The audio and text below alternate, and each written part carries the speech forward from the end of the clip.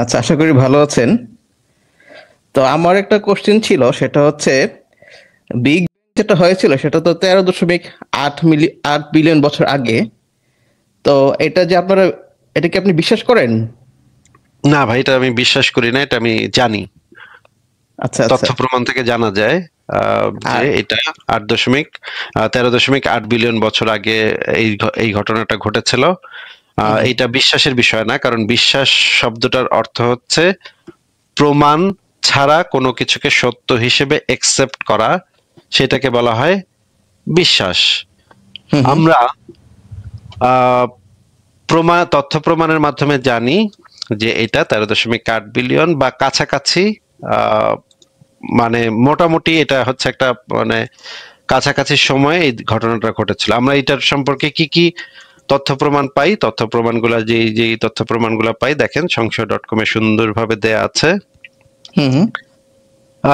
Big bang তত্ত্বের মূল কথা হলো 13.8 বিলিয়ন বছর আগে মহাবিশ্ব একটি অত্যন্ত ক্ষুদ্র, ঘন এবং অতি উত্তপ্ত বিন্দু থেকে কোয়ান্টাম ফ্লাকচুয়েশনের কারণে প্রসারিত হতে শুরু করে, ইত্যাদি ইত্যাদি। মহাবিশ্ব সম্প্রসারণের প্রমাণ, কি কি প্রমাণ পাওয়া গেছে? প্রথম প্রমাণ হচ্ছে গিয়ে 1929 সালে এডউইন হাবল যখন পর্যবেক্ষণ করেন যে গ্যালাক্সিগুলো ক্রমশ দূরে সরে যাচ্ছে, যেটা পর্যবেক্ষণের মাধ্যমে আমরা দেখতে পেয়েছি, মানে হাবল দেখতে পেয়েছেন।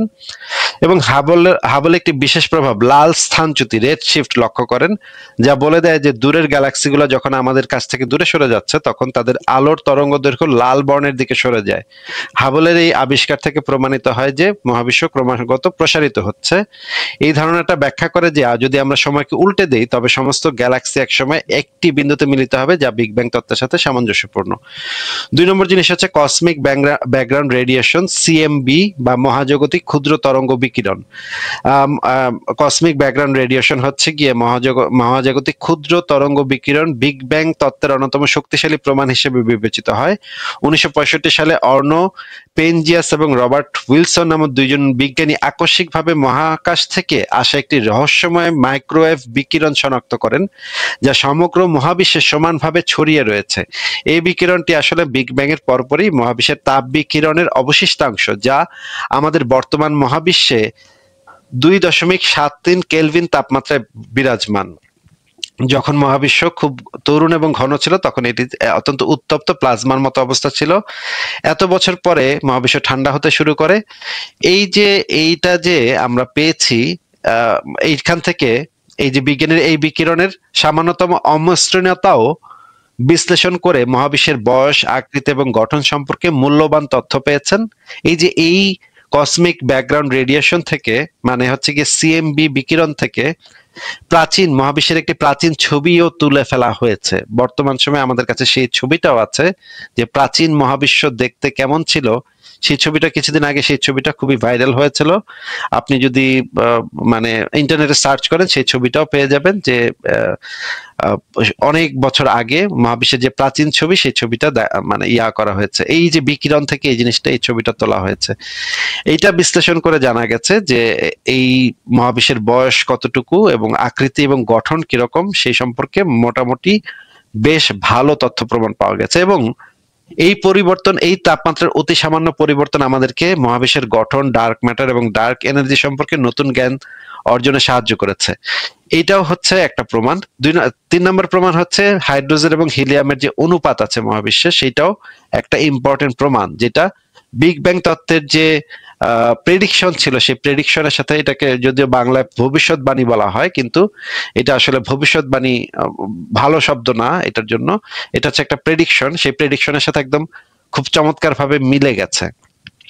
এরপরে গ্যালাক্সির বিবর্তন যেটা হয়েছে, মহাবিশ্বের তাপমাত্রার যে একরূপতা, সেটা থেকে আমরা এই জিনিসটা প্রমাণ পাই।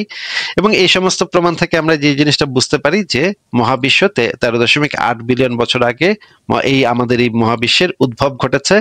এবং এই জিনিসটা আমি, এই পুরো আর্টিকেলটা আমি চ্যাট জিপিটি কে দিয়ে ভেরিফাই করিয়েছি, ইন্ডিপেন্ডেন্ট এআই রিভিউ করিয়েছি, এবং এখানে দেখা যাচ্ছে যে এই প্রবন্ধে বিগ ব্যাং তত্ত্বের মূল ধারণাগুলো সঠিকভাবে উপস্থাপন করা হয়েছে। হাবলের পৃথিবীর লাল স্থানচ্যুতি পর্যবেক্ষণ এবং কসমিক ব্যাকগ্রাউন্ড রেডিয়েশন সম্পর্কে তথ্য সঠিক ও বৈজ্ঞানিকভাবে স্বীকৃত।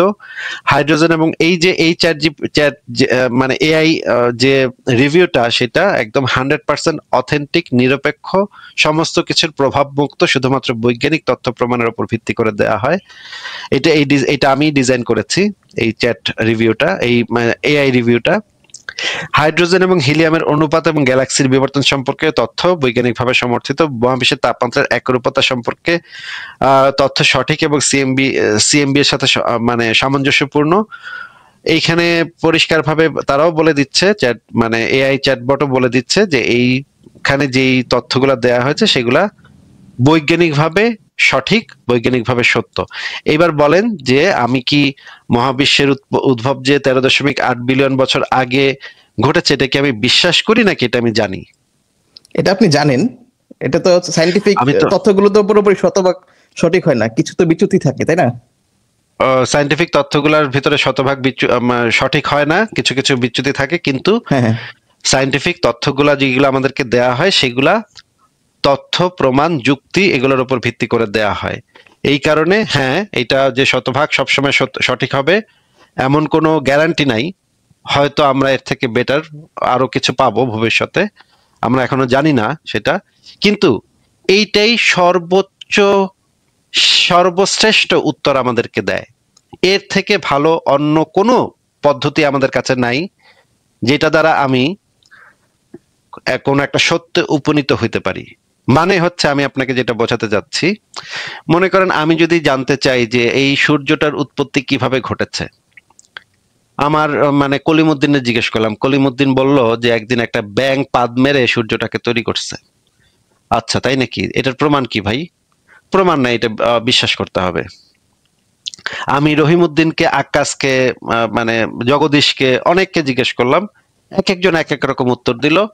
কেউই আমাকে কোনো যুক্তিও দিল না, কোনো প্রমাণও দিল না। তারা এক একটা তথ্য আমাকে দিয়েছে যে এটা এমনে হইছে, তেমনে হইছে, অমনে হইছে। এইগুলোর ভিতরে আমি সবচাইতে বেস্ট উত্তরটা যেটা পাই সেটা হচ্ছে বিজ্ঞান আমাকে দেয় যে এই সূর্যটার উৎপত্তি কিভাবে ঘটেছে সেটার বেস্ট উত্তর আমাকে বিজ্ঞান দেয়। এবং শুধুমাত্র বিজ্ঞান যে উত্তরটাই দেয় তাই না, উত্তরটা কিভাবে যৌক্তিক, কিভাবে প্রমাণ করা যায় সেই উত্তরটা, সেইটাও আমাকে জানিয়ে দেয়। এই কারণে আমি বিজ্ঞানের যে তথ্য প্রমাণ সেটা আমি যুক্তি প্রমাণের আলোকে আমি নিজে যাচাই করে দেখতে পারি, আমাকে সেটা অন্ধবিশ্বাস করতে হয় না, এবং সেই জিনিসটাকে আমি ভেরিফাই করতে পারি। মানে হচ্ছে গিয়ে এইটা হচ্ছে সবচেয়ে শ্রেষ্ঠ পদ্ধতি। হ্যাঁ, এটার ভিতরেও এমনও হতে পারে যে এটার ভিতরে কিছু কিছু ভুল আছে, এটা বিজ্ঞানীরাও আপনাকে বলে দিবে যে আমাদের এই তথ্য, আমরা যতটুকু তথ্য প্রমাণ পেয়েছি ততটুকুর উপর ভিত্তি করে আমরা এই জিনিসটা আপনাকে বলছি। এটা যে শতভাগ সত্য নাও হইতে পারে, এটার ভিতরে কিছু কিছু ইরর থাকতে পারে, আমাদের মেশিনে কিছু প্রবলেম থাকতে পারে, ছোট ছোট ইরর আমাদের হইতে পারে, এটা আমাকে তারা বলে দিবে। এইটা বলে দেওয়ার পরে আমার তার প্রতি আস্থা আরো বেড়ে যায় যে সে এই জিনিসটা আমাকে বলে দিচ্ছে যে এটার ভিতরে 5% বা 2% ইরর থাকতে পারে। আমি যখন অসুখ হয় তখন আমি যখন এলাকার যে ইসের কাছে যাই, কবিরাজি চিকিৎসার কাছে যাই, সে আমার ভুংভাং একটা ওষুধ দিয়ে দেয়। আমি যখন ডাক্তারের কাছে যাই সে আমাকে বলে তোমার ডায়াগনোসিস করতে হবে, ডায়াগনোসিস করার পর সে আমাকে একটা মেডিসিন দেয়। এই যে এইটার উপরে আমি আস্থা রাখি, কারণ হচ্ছে গিয়ে সে ডায়াগনোসিসের ভিতরে ভুল থাকতে পারে, ওষুধ সে যেটা দিয়েছে সেটার ভিতরে ভুল থাকতে পারে, হ্যাঁ, তার ভিতরে 2% 3% ইরর তাদের ভিতরে হইতে পারে। তারা আপনাকে এটা বলেও দিবে যে আমাদের যে আমরা যে ওষুধটা আপনাকে দিচ্ছি সেটার ভিতরে 1% 2% টাইম সমস্যা হতে পারে, কিছু সাইড এফেক্ট থাকতেও পারে। কিন্তু আমি তাদের উপরেই আস্থাটা রাখি, কারণ হচ্ছে তাদের যে পদ্ধতি সেই পদ্ধতিটা হচ্ছে একটা ভ্যালিড পদ্ধতি, যে পদ্ধতিটাকে আমি নিজেও ভেরিফাই করে দেখতে পারি। তাদের যে যুক্তি প্রমাণের উপর ভিত্তি করে যেটা গড়ে উঠেছে সেটা যে কেউ ভেরিফাই করে দেখতে পারে। কিন্তু আমাদের পাশের বাসার যে কবিরাজি চিকিৎসা বা টুকটাক পানি পড়া টানি পড়া এগুলো আছে, এইগুলো তো সম্পূর্ণ অন্ধবিশ্বাস। তারা আমাকে যেই তথ্য প্রমাণ দিয়েছে সেটার সপক্ষে কোনো যুক্তি প্রমাণ নাই। এই কারণে বৈজ্ঞানিক তথ্য প্রমাণ আমার কাছে যেটা আছে সেইটাকেই আমি আস্থা রাখবো, কারণ সেটা আমাকে যুক্তি প্রমাণ দিচ্ছে। আপনি কি বুঝতে পারছেন যে এই দুটোর মধ্যে বুঝতে পেরেছি, হ্যাঁ। তাহলে আপনি কোনটাতে আস্থা রাখেন? আপনার বাবা যদি আজকে অসুস্থ হয় এবং আপনি যদি শোনেন মানে মাইজ ভান্ডারি পীর সাহেব একটা পানি পড়া দিলে সেই পানি পড়ায় যে কোনো অসুখ ভালো হয়ে যায়, এবং এইটা আপনি শুনলেন, এবং আরেক জায়গায় শুনলেন যে জার্মানিতে একটা হাসপাতাল আছে, সেই হাসপাতালে খুব ভালো চিকিৎসা হয়, সেখানে সবচেয়ে ভালো ভালো প্রফেসররা এই বিষয়ের উপরে, আপনার বাবার যে অসুখ হয়েছে সেই বিষয়ের উপরে সবচেয়ে বড় এক্সপার্টরা সেখানে ডাক্তার হিসেবে নিয়োজিত, তারা গবেষণা করবে। তবে তারা আপনার বাবার জীবন সম্পর্কে কোনো গ্যারান্টি দিবে না, তারা আপনাকে শুরুতেই বলে দিবে তোমার বাবা যে বেঁচেই ফিরবে তার কোনো গ্যারান্টি আমরা দিতে পারি না, কারণ আমরা তো মানে যদি সম্ভব হয় তাহলে আমরা অবশ্যই চেষ্টা করব, আমরা আমাদের শতভাগ চেষ্টা করব আপনার বাবাকে বাঁচাতে, আপনার বাবার জীবন রক্ষা করতে আমরা শতভাগ চেষ্টা করব, কিন্তু আমাদের কাছে কোনো গ্যারান্টি নেই। কিন্তু মাইজ ভান্ডারের পীর সাহেব আপনাকে 100% গ্যারান্টি দেয়া বলবে এই পানি পড়া খাইলে দুনিয়ার এমন কোনো অসুখ নাই, অসুখ মানে বাপ বাপ করে পলায় যাব, হ্যাঁ, ক্যান্সার এইডস যা আছে, এক সিপি পানি পড়া খাইবেন তো অসুখ কইব কি ওরে মারে বাপরে বাইরে ভাই বইলা আপনার বাবার শরীর থেকে পলায় যাব। এইটা আপনাকে মাইজ ভান্ডারি পীর সাহেব বলছে, এবং জার্মানির যে একটা হাসপাতাল, সেই হাসপাতাল থেকে বলছে যে আপনার বাবার চান্স হচ্ছে গিয়ে 60% বেঁচে থাকার সম্ভাবনা আছে, আমরা আমাদের বেস্ট চেষ্টাটা করব, বেস্ট মেডিসিনটা দিব, তারপরে আমরা গ্যারান্টি দিতে পারি না যে আপনার বাবা বাঁচবে কি বাঁচবে না। আপনি আপনার বাবাকে কোন জায়গায় নেবেন একটু যদি বলতেন। হ্যাঁ, আমি দ্বিতীয় অপশন ফলো করবো আর কি। কেন কেন? ও মা, মাইজ ভান্ডার তো বলতেছে যে পানি পড়া খাইলে দুনিয়ার এমন কোনো অসুখ নাই, অসুখে একের বাপ বাপ করে পালায় যাব, মানে আল্লাহর দোহাই দিয়া মানে পালায় যাব। এটা তো আপনাকে গ্যারান্টি দিচ্ছে মাইজ ভান্ডারি পীর সাহেব ভাই। আপনি কেন মাইজ ভান্ডারি পীর সাহেব এত 100% শিওর সে বাঁচবে, তাহলে তারপরেও কেন সেখানে যাচ্ছেন না? এটা তো simple logical reasoning, make sense করে যে। বুঝতে পারতেছি না, কিন্তু পার্সেন্টেজের হিসাবে তো মাইজ ভান্ডারি তো 100%। আমি তো কখনো শুনি নাই মাইজ ভান্ডারি এমন চিকিৎসা দেয়। না, সে তো বলতেছে আপনাকে গ্যারান্টি। না না, বললে হবে নাকি? আমার তো একটা কমন সেন্স আছে। আচ্ছা, এই জন্যই আমি বৈজ্ঞানিক যে মানে তথ্য প্রমাণ সেটা যদি 90% হয়, এবং তারা আমাকে যদি বলে দেয় যে এটা আমাদের এটা সত্য হওয়ার সম্ভাবনা 90% বা 95%, আমি সেটার উপর আস্থা রাখি। মানে চুনাহাগা মুমিন আমাকে যত 500%ও যদি আমাকে বলে যে এটা গ্যারান্টি 500%, তাও আমি এটা মানি না, কারণ এটা সপক্ষে কোনো যুক্তি প্রমাণ নাই, এটা একটা অন্ধবিশ্বাস। বুঝতে পেরেছি। আর কি কোনো প্রশ্ন আছে? হ্যাঁ, আমার আরো দুইটা কোশ্চেন আছে। দ্বিতীয় কোশ্চেন হচ্ছে, ধরেন আজ থেকে 4.5 বিলিয়ন বছর আগে সায়ানো ব্যাকটেরিয়া থেকে প্রাণের উৎপত্তি হয়। হ্যাঁ, 4.5 বিলিয়ন বছর আগে পৃথিবী নামক গ্রহটার উদ্ভব ঘটেছে ভাই।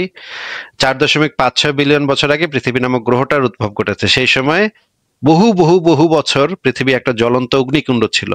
এইটা ওই সময় কোনো ধরনের সায়ানো ব্যাকটেরিয়া তো দূরের কথা, কোনো কিছুই উদ্ভব হওয়া সম্ভব ছিল না। সায়ানো ব্যাকটেরিয়ার উদ্ভব ঘটেছে আরো অনেক পরে। আপনি বোধহয় টাইম কিছু গ্যাঞ্জাম করতেছেন। হ্যাঁ, গ্যাঞ্জাম হয়েছে মনে হয়। হ্যাঁ হ্যাঁ, তার মানে তার কিছু পরে সায়ানো ব্যাকটেরিয়া হয়েছে, সেটা থেকে আপনি কি বিশ্বাস করেন আস্তে আস্তে মানুষ সৃষ্টি হয়েছে এমন? আমি বিশ্বাস করি, আবারও বলছি ভাই, আমি বিশ্বাস করি না কোনো কিছু। আমি বৈজ্ঞানিক তথ্য প্রমাণের উপর আস্থা রাখি। বৈজ্ঞানিক তথ্য প্রমাণ আমাদেরকে বলতেছে যে এই বিষয়ে মিলার উরের একটা পরীক্ষা হয়েছে, যে জিনিসটা আপনাকে আমি এখন একটু দেখাবো, একটু ধৈর্য ধরেন। মিলার উরের একটা বিখ্যাত পরীক্ষা আছে, তারা একটা এক্সপেরিমেন্ট করেছে, এটা আপনি যদি সংশয়.com ঢোকেন তাহলে আপনি পাবেন। মিলার উরের পরীক্ষা। আচ্ছা, একটু ছোট করে দিই, এখন বোধহয় সুন্দর দেখা যাচ্ছে। হ্যাঁ, এই পদ্ধতিটা, এই পরীক্ষাটা কি ছিল? এই পরীক্ষাটা ছিল যে একটা পরীক্ষার প্রেক্ষাপট ছিল ওপারিনের হ্যান্ডেল মতবাদ। এইখানে যে মিলার উর পরীক্ষার মূলে ছিল আলেকজান্ডার ওপারিন এবং জেবিএস হ্যালডেনের একটি তত্ত্ব, যা প্রাইমোডিয়াল সুপ থিওরি নামে পরিচিত।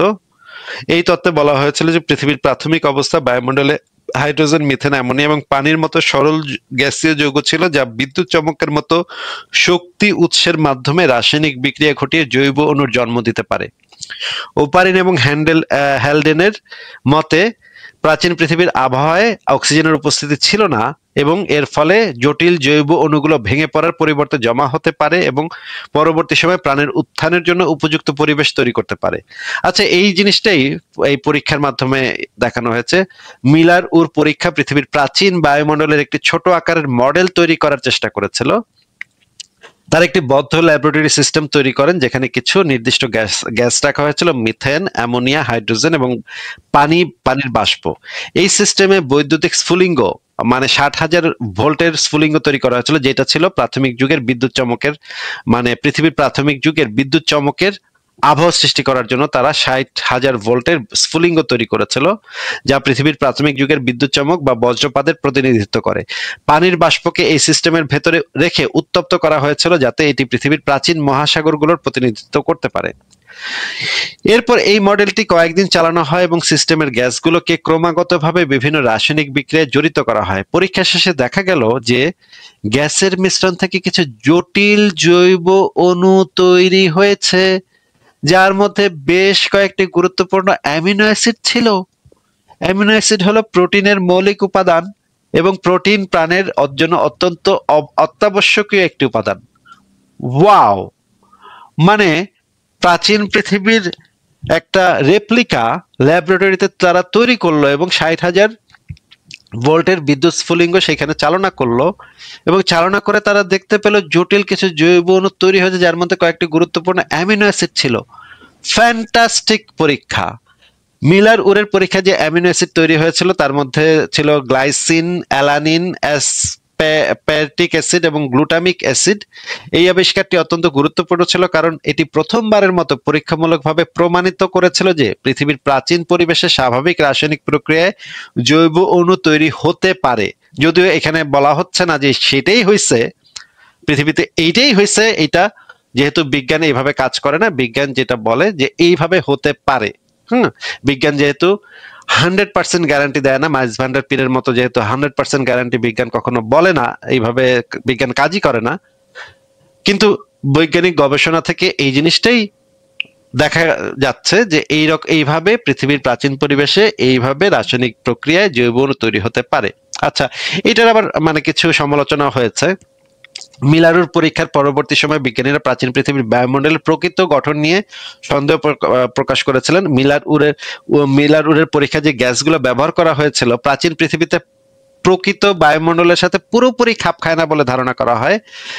বর্তমানে ধারণা করা হয় যে প্রাচীন পৃথিবীর বায়ুমণ্ডল মূলত কার্বন ডাই অক্সাইড, নাইট্রোজেন এবং পানি বাষ্প নিয়ে গঠিত ছিল, যা কম হ্রাসকারী পরিবেশ হিসেবে বিবেচিত হয়। তবে বিজ্ঞানীরা পুনরায় বিভিন্ন এই যে এটা আবার নতুন ধারণা যে প্রাচীনকালে তো এই গ্যাসগুলা ছিল না, প্রাচীনকালে ছিল এই গ্যাসগুলা, তখন মানে তাদের এটার আবার পার্সেন্টেজ একটু ভিন্ন। বর্তমান সময় যেটা বলা হচ্ছে যে বিজ্ঞানীরা বলছে যে প্রাচীনকালে তো এই পার্সেন্টেজের গ্যাস ছিল, তাহলে তোমাদের তো পরীক্ষাটা করা উচিত ছিল ওই পার্সেন্টেজের গ্যাস দিয়ে। এইটা হচ্ছে এটার একটা সমালোচনা, এই পরীক্ষার একটা সমালোচনা। এই সমালোচনাটা ভ্যালিড সমালোচনা, সঠিকই বলেছে। তবে বিজ্ঞানীরা পুনরায় বিভিন্ন পরিবেশগত পরিবর্তনের অধীনে পরীক্ষাটি সম্পন্ন করেন। এই যে তারপরে বিজ্ঞানীরা কি করে যে এই পরীক্ষাটা আবারও সেই যে নতুন যে পার্সেন্টেজটা দিয়েছিল গ্যাসের সেইটা রেখেও পরীক্ষাটা করেন এবং দেখতে পান যে জৈব অণুগুলো অন্যান্য পরিবেশে উৎপন্ন হতে পারে। ফলে মিলার উরের পরীক্ষাটি কেবলমাত্র পৃথিবীর প্রাথমিক পরিবেশের একটি নির্দিষ্ট মডেল নয়, বরং বিভিন্ন পরিবেশগত অবস্থায় জীবনের মৌলিক রাসায়নিক অণুগুলোর উৎপত্তি বোঝার ক্ষেত্রে সহায়ক হয়ে ওঠে। এখন আসেন আধুনিক গবেষণা কি বলে। আধুনিক গবেষণাতে দেখা গেছে যে এই যে এই পরীক্ষাগুলা আসলে প্রমাণিত হচ্ছে, এগুলাই প্রমাণিত হচ্ছে। এই কারণে এই পরীক্ষাটা হচ্ছে আমাদের বর্তমান যুগে একটা মাইল ফলক, বিজ্ঞানের ইতিহাসে একটা মাইল ফলক, কারণ এটা প্রথমবার প্রমাণ করেছিল পৃথিবীর প্রাচীন পরিবেশে প্রাকৃতিক রাসায়নিক প্রক্রিয়ার মাধ্যমে জৈব অণুগুলো তৈরি হতে পারে। বিজ্ঞানীরা কিন্তু এটা বলছে না যে প্রাচীন পৃথিবীতে এটাই হয়েছিল, সেটা বলছে না, কিন্তু এই পরীক্ষা থেকে জানা যায় যে এইভাবেই হওয়াটা সম্ভব, এইভাবে হয়ে থাকতে পারে। এবং আমরা প্রাচীন পৃথিবীর মানে জীবনের উৎপত্তি সম্পর্কে প্রাথমিক রাসায়নিক প্রক্রিয়ার ধারণাটাও আমরা এখান থেকে পাই। এবং এই জিনিসটাকে এই পরীক্ষাটাকে আমি পুরোটা দিয়ে দিয়েছি। এখানে দেখেন এই পরীক্ষাটা, এখানে ভিডিওটাও দেয়া আছে, এই পরীক্ষাটা কিভাবে করা হয়েছিল সেই ভিডিওটা আপনি চাইলে দেখে নিতে পারেন। এবং এই বিষয়ে আরেকটা ভিডিও আছে ইউটিউবে, সেটা হচ্ছে যে এই মিলার উরের পরীক্ষাটা কেন এত গুরুত্বপূর্ণ, এইটা সম্পর্কে এইখানে একটা ভিডিও দেয়া আছে। এবং বাংলাতেও আপনি যদি এটার সম্পর্কে পড়তে চান বা জানতে চান, তাহলে বাংলাতেও একটা লেকচার আছে, সেই লেকচারটা আপনি দেখতে পারেন। এবং আমি এই পুরা লেখাটা আমি আবার এআই দিয়ে রিভিউ করিয়েছি। রিভিউতে যে জিনিসটা বলা হয়েছে যে এই পরীক্ষাটা সঠিকভাবে উপস্থাপিত হয়েছে, বর্তমান বৈজ্ঞানিক ধারণার সাথে সামঞ্জস্যপূর্ণ, এই মহাজাগতিক ধূলিকণার প্রসঙ্গ সঠিকভাবে উপস্থাপিত হয়েছে, লেখার যুক্তি প্রবাহ সুগঠিত, কোনো লজিক্যাল ফ্যালাসি নেই, ভালোভাবে দেখানো হয়েছে। এবং এইটাকে মান দিয়েছে 7.5, রেটিং দিয়েছে প্রবন্ধ, মানে ছোট প্রবন্ধ হিসেবে 7.5 রেটিং দিয়েছে। এই লেখাটার ভিতরে কোনো বৈজ্ঞানিক যে ঐক্যমত আছে, সেই ঐক্যমতের সাথে কোনো সমস্যা নাই। প্রবন্ধের তথ্যগুলো সাধারণত স্বীকৃত বৈজ্ঞানিক ঐক্যমতের সাথে সামঞ্জস্যপূর্ণ। তার মানে আমি যে লেখাটা লিখেছি সেটা আধুনিক বৈজ্ঞানিক জ্ঞানের সাথে সঙ্গতিপূর্ণ, কোনো ধরনের কোনো মিসম্যাচ নাই, আমি কোনো ভুল কিছু লিখি নাই, তথ্যগত কোনো ভুল নাই। হ্যাঁ, কিউরিয়াস ভাই? কিন্তু হ্যাঁ, হ্যাঁ, এখন ব্যাপার হচ্ছে ধরেন এই যে সায়ানোব্যাকটেরিয়া, হ্যাঁ, ওদের তো হচ্ছে ধরেন বৃত্তাকার ধরনের ডিএনএ ছিল ওদের, হ্যাঁ, যেগুলো হচ্ছে প্রোক্যারিওট টাইপের।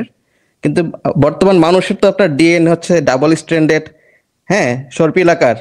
তো মানুষের তো ডিএনএ তো অনেক হচ্ছে কমপ্লেক্স সেটা তো স্ট্রাকচার। আবার আরেকটা আলোচনাতে চলে গেল ভাই। প্রথম প্রাণের উৎপত্তি কিভাবে ঘটলো, আমি তো সেটার আনসার দিচ্ছিলাম। এখন তো আবার আপনি আরেকটা জিনিস বললেন যে এটা মানে বিবর্তন হইলো কিভাবে বা এটা চেঞ্জ হইলো কিভাবে, সেটা তো ভিন্ন আরেকটা আলোচনা। আপনি কি ওইটা যেটা আলোচনা করলাম সেটার সাথে কি আপনি একমত, নাকি সেখানে কোনো দ্বিমত আছে? প্রথম যে অ্যামাইনো যেমন ধরেন অ্যাসিড বা আপনার যেমন যেমন ল্যাবে কিন্তু আপনার অনেক অ্যামাইনো অ্যাসিড এগুলো তৈরি করা যায় ইজিলি, হ্যাঁ, কিন্তু অ্যামাইনো অ্যাসিড থেকে যে ডিএনএ তৈরি করা ওটা তো খুবই কমপ্লিকেটেড একটা ওয়ে। কিন্তু অ্যামাইনো অ্যাসিড যে তৈরি করা যায় বা জৈব অণু যে তৈরি হতে পারে প্রাকৃতিক পরিবেশে, সেটার কি আপনি শিওর হয়েছেন? প্রাকৃতিক পরিবেশে, হ্যাঁ, প্রাকৃতিক হ্যাঁ, পরিবেশে তো আপনার করা যায়। আপনার হচ্ছে যে একজন তো নোবেলও পেয়েছে, যে কৃত্রিম যে তারা হচ্ছে ডিএনএ বানিয়ে, ইন্ডিয়ান একজন ছিল, উনি তো নোবেল পুরস্কারও পেয়েছিল। তাহলে তো এই বিষয়ে তো আমরা নিশ্চিত যে মানে হচ্ছে গিয়ে প্রথম যে অণুজীব তৈরির পেছনে অন্য কোনো এক্সটার্নাল কোনো প্রভাবকের কোনো প্রয়োজন নাই নাকি? এগুলো করা যায়, কিন্তু হচ্ছে আপনার ব্যাকটেরিয়ার যে ডিএনএ এটা হচ্ছে সার্কুলার, খুবই খুবই কম কম হচ্ছে আপনার জেনেটিক ইনফরমেশন ক্যারি করে। আর মানুষের তো আপনার হচ্ছে ডিএনএ হচ্ছে একটা ডাবল স্ট্যান্ডার্ড দ্বিচক্রীয় কিন্তু একটা কিন্তু ডিএনএ, কিন্তু খুবই ভাই কমপ্লিকেটেড যখন স্ট্রাকচার। যখন আপনি এই জিনিসটা নিয়ে আলোচনা করতে যদি চান, তাহলে অমিত ভাইকে আমাদের দরকার হবে। অমিত ভাই এই বিষয়ে আরো ভালো বলতে পারবেন। কিন্তু আমরা তো এই জিনিসটা তো এটা কিভাবে হয়েছে সেটার প্রসিডিউরটা আমি তো এই যে বায়োলজি বিষয়ে এত ডিপ নলেজ তো আমার নাই। অমিত হুম, হুম। ভাই আছেন, অমিত ভাই এই বিষয়ে পড়ালেখা করেছেন এবং এই বিষয়ে উনি রিসার্চও আচ্ছা, করেন। উনি এই বিষয়ে আরো ভালো উত্তর দিতে পারবেন। আপনি যদি অমিত ভাই যেদিন আসে সেদিন আপনি যদি ওনাকে এই হ্যাঁ, জিনিসটা সেদিন জিজ্ঞেস করেন, যুক্ত হতে উনি পারি। আরো আরো হ্যাঁ, ভালো এখন আপনাকে উত্তর দিতে পারবে, তথ্য প্রমাণ সহ উত্তর দিতে পারবে। কিন্তু হ্যাঁ। আমি যেটা জিজ্ঞেস করছিলাম আপনাকে ভাই, প্রথম হুম, হুম। মানে প্রাণের উৎপত্তির পেছনে যে কোনো অলৌকিক ব্যাপার আছে, এরকম কি কোনো প্রমাণ আপনার কাছে আছে? না, এবার এটা একটু তো আপনার আমরা প্রমাণাদি সবাই একটু দেখি। না, আমাদের কাছে এটার কোনো প্রমাণ নাই, যেগুলো আমরা সরাসরি দেখি নাই। শুধু শুধু জাস্ট চাপা মানে এটা তো লাভ নাই। এটা অন্ধবিশ্বাস আছে যে আল্লাহ করছে নাকি? না, এই আল্লাহ করছে? ব্যাপারে দ্বিমত আছে, এই ব্যাপারে পুরোপুরি শিওর না। না না, আমি জিজ্ঞেস করছি যে যারা ধার্মিক আছে তারা যেটা বলে যে আল্লাহ করছে নাকি। বলতে পারি, কিন্তু হচ্ছে এগুলোর ব্যাপারে তো আমাদের কোনো অকাট্য প্রমাণ কিছু নেই। তবে এটা খটকা লাগে যে আপনি ধরেন আমাদের যে বাসার সামনে যে পুকুর আছে, হ্যাঁ, পুকুরে তো অনেক সায়ানোব্যাকটেরিয়া আছে, যেমন ধরেন নস্টক, অ্যানাবেনা, স্পিরুলিনা, এগুলো আছে।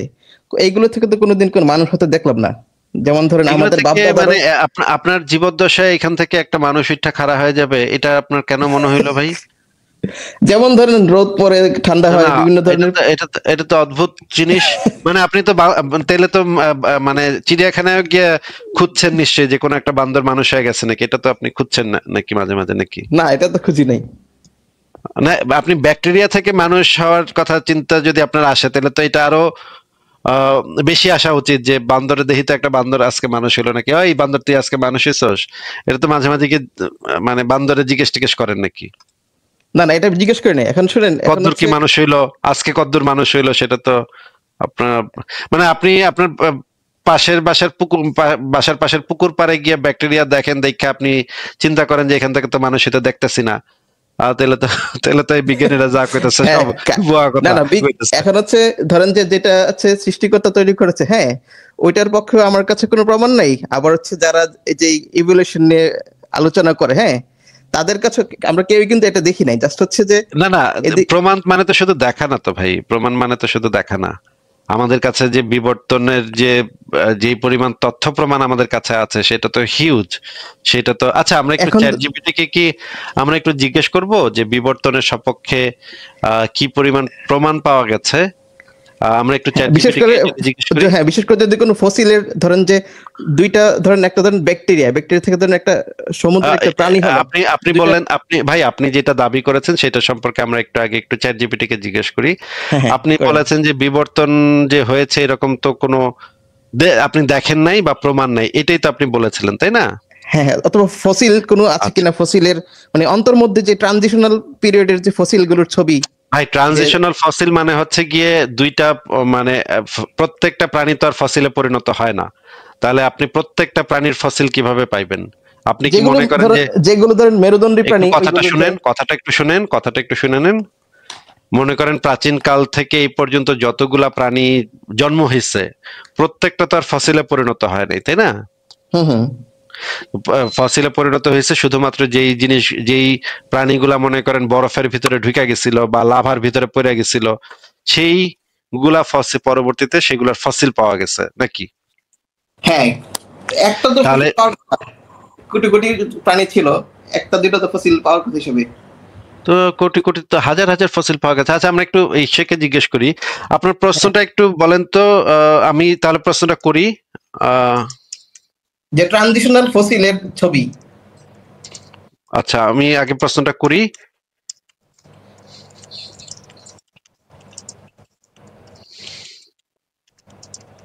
আমি কি প্রশ্ন করছি একটু যদি পড়ে শোনাইতেন। হ্যাঁ, বিবর্তন সম্পর্কে কি আসলে কোনো প্রমাণ পাওয়া গেছে, নাকি এটি অন্ধবিশ্বাস? আচ্ছা, দেখি কি বলে।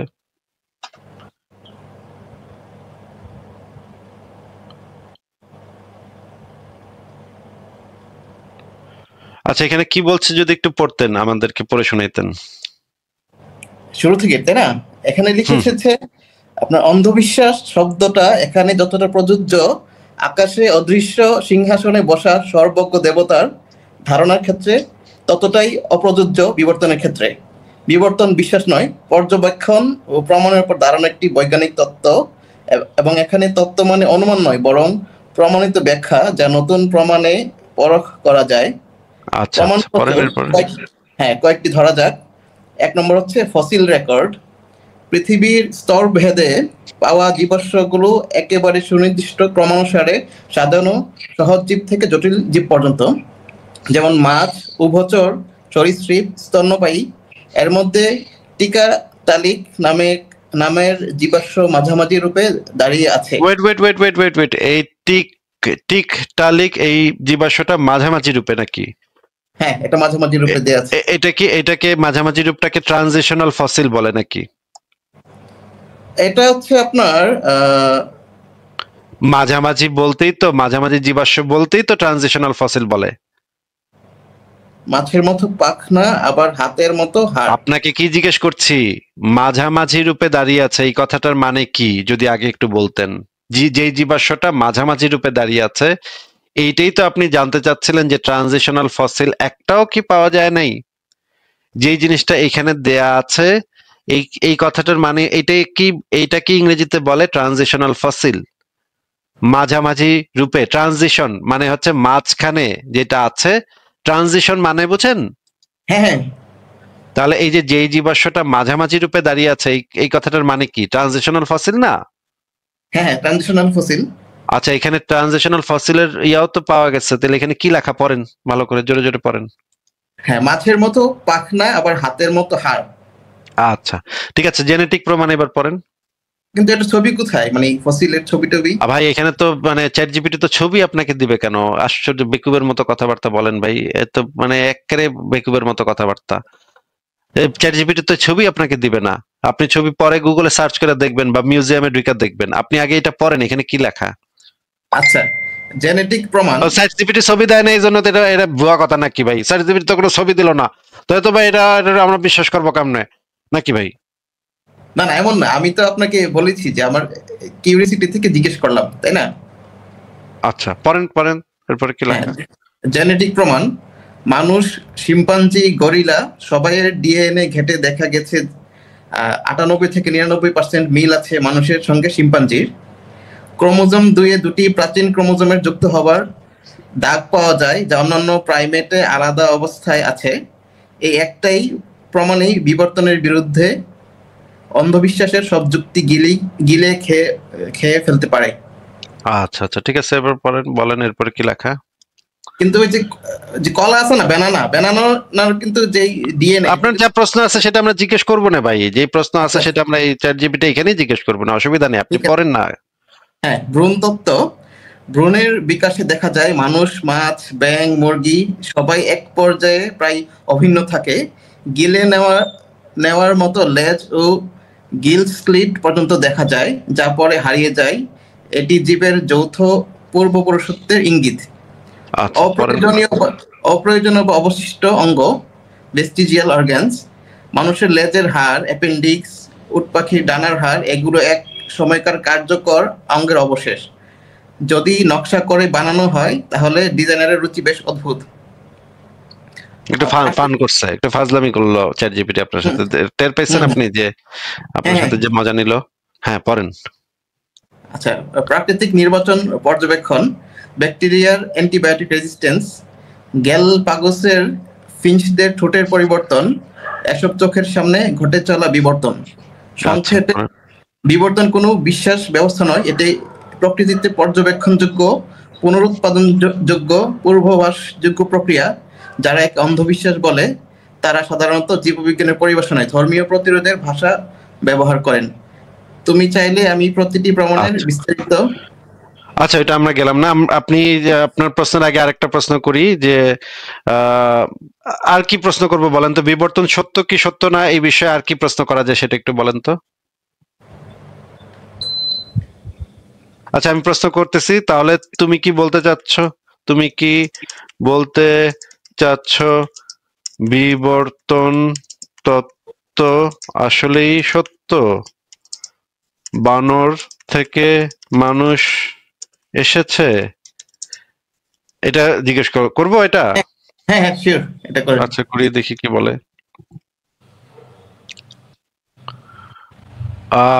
দেখেন, মানে এই চুনাহাগা মুমিনরা যে যে বান্দর থেকে মানুষ এসে ওয়াজকারীরা যেগুলো বলে এগুলো হচ্ছে এরা কেউই ডারউইনের কোনো বই পড়ে নাই, শুধু মিম দেখেছে। হ্যাঁ, না আজকের আচ্ছা, পড়েন এখানে কি লেখা, পড়েন এখানে, আপনি পড়েন। না, মানুষ আজকের বানর, শিম্পাঞ্জি, গরিলা ইত্যাদি থেকে আসেনি।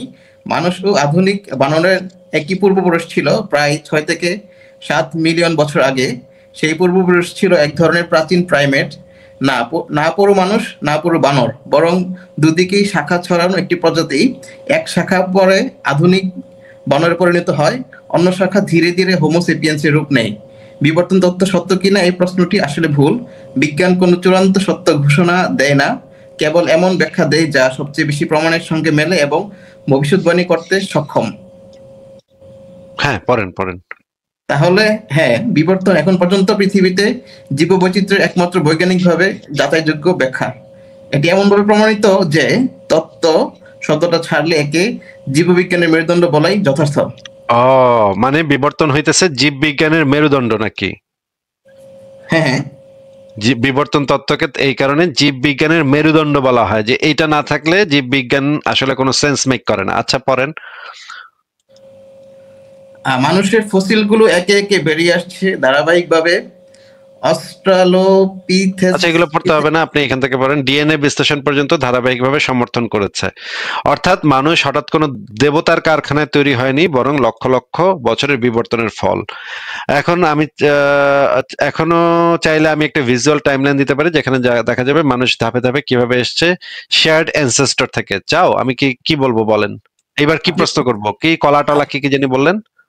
না কলা না, আপনি জিজ্ঞেস করেন মানুষ বিবর্তিত হয়ে অন্য কোনো প্রাণী হতে পারে কিনা, এটা জিজ্ঞেস করেন তো।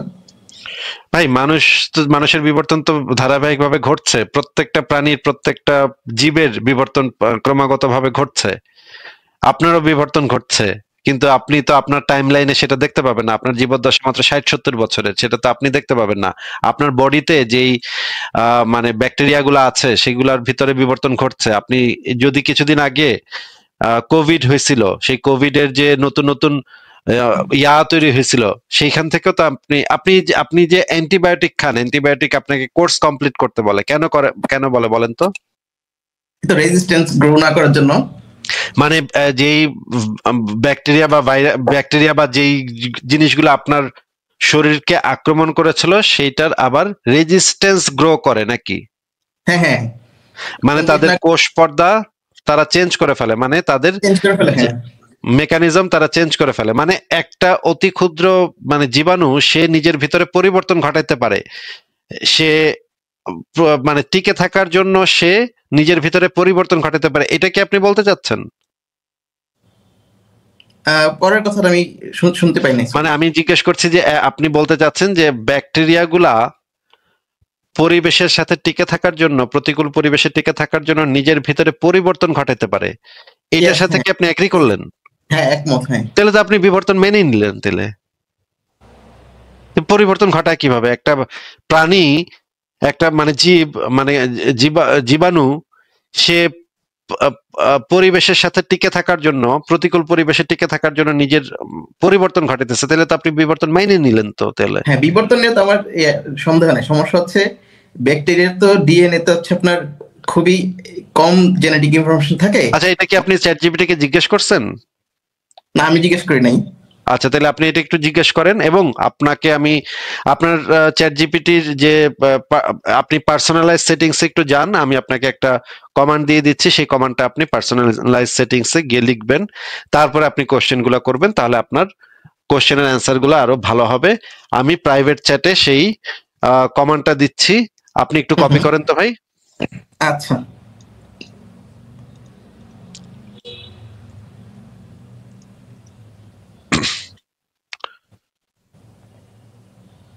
করেছেন? হ্যাঁ, একটা লিঙ্ক আছে।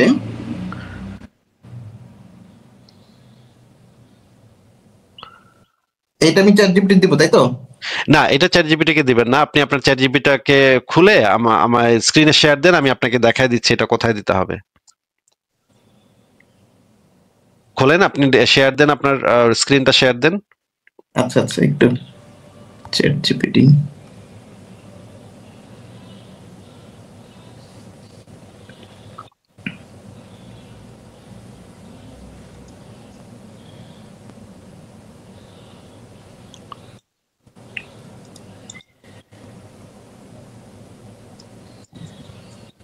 আচ্ছা, স্ক্রিন শেয়ার কিভাবে দিতে হয়?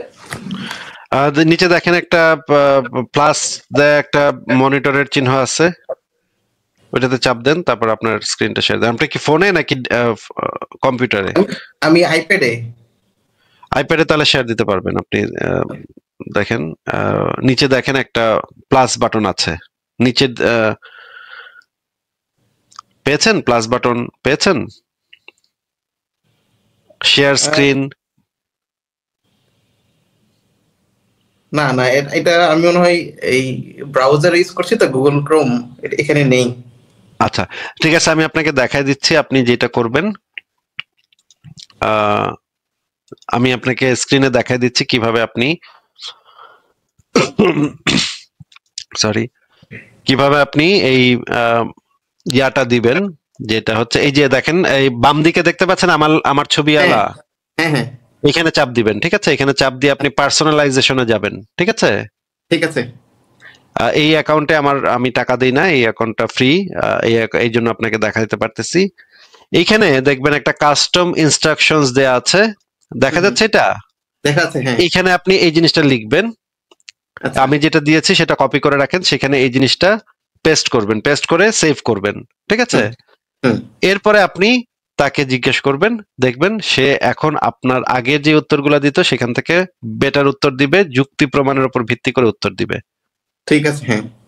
ঠিক আছে, তাহলে কিউরিয়াস ভাই, আপনি ওই যে যেই জিনিসটা নিয়ে আলোচনা করতে চেয়েছেন সেটা আপনি অমিত ভাই আসুক, সেই দিন আমরা আলোচনা করবো না। আর আপনিও চ্যাট হ্যাঁ, জিপিটি কে জিজ্ঞেস করে দেখেন কি উত্তর পান, সেটা নিয়ে আমরা ভবিষ্যতে আরেকদিন আলোচনা করব, ঠিক আছে? আমি ওই বিষয়ে খুব ভালো বিস্তারিত বলতে পারবো না। ঠিক আছে ভাই। ঠিক আছে, তাহলে আপনাকে আজকে বিদায় জানাই। ঠিক আছে। Nice to talk you. আচ্ছা, ভালো থাকেন, থ্যাংক ইউ। শুভরাত্রি।